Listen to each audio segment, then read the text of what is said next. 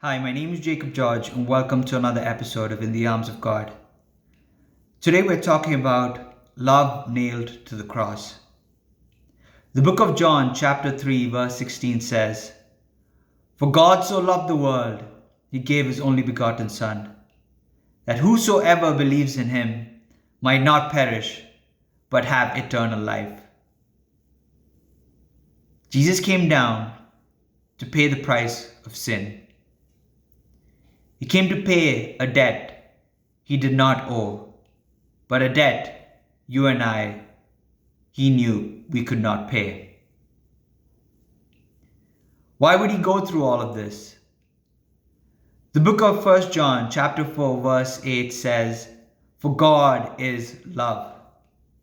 Verse 9 says, "In this way the love of God was revealed to us. God sent his only Son into the world that we might have life through him." It's always been about love. And it's always been about love for you. You as an individual, specifically just you. The Catechism of the Catholic Church, paragraph 616 says, "He knew and loved us all when he offered his life. He willingly gave it up for you and me."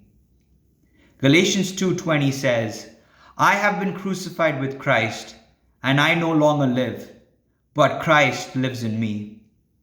The life I now live in the body, I live by faith in the Son of God, who loved me and gave himself for me." He loved you and gave himself for you, specifically just you. It's always been about love. The night before his passion in the Garden of Gethsemane, Jesus sweat blood. He went through it because he loved you, because you were worth it. He was betrayed by his friends. He was abandoned by his friends and betrayed by one of his friends by a kiss. He went through it because he thought you were worth it and he loved you. He was taken to multiple courts to be ridiculed and mocked, the creator of the universe to be derided, spat on, whipped, flogged. They used instruments where there were claws, hooks at the end of it that would cling on to the flesh with every blow, and it would rip apart his flesh, and blood would again spill on the ground, his bloodied body. He was scourged at the pillar. He went through it because he thought you were worth it, and he loved you. They blindfolded him and hit him and asked him to guess who it was.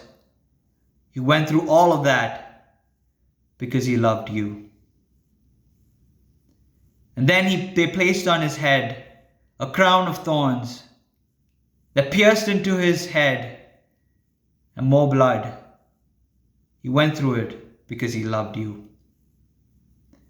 They then gave him a cross to carry with wood, with splinters all around it, his already torn body, his head bleeding, with all that a cross to carry to the place where he was to be crucified.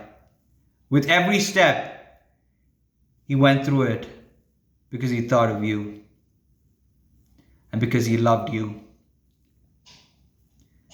At the place where he was to be crucified, they stripped him naked. They cast lots to tear apart his clothes and take a piece, mocked and ridiculed him. Naked, they nailed him to a cross. With every blow of the nail through his hands, through his feet, he thought of you. And there they elevated him upon that cross in the air with more people just to ridicule him. And even on that cross, he looked down and said, "Father, forgive them, for they do not know what they are doing. He went through it all because of you, because he loved you and he knew that you were worth it. It has always been about love. It has always been that God stretches his hand out to embrace us. Even on that cross with his arms wide open to embrace you and me. He literally poured out his blood on that cross for you and me. So the next time you think about Jesus, or think about the cross, or make the sign of the cross, remember that he went through all the agonizing pain, the excruciating pain, because you were worth it and he loved you. Jesus is the way, the truth, and the life. He died on the cross as if you were the only person in the universe. That's how much he loves you. You and I still have the choice to accept his love or not.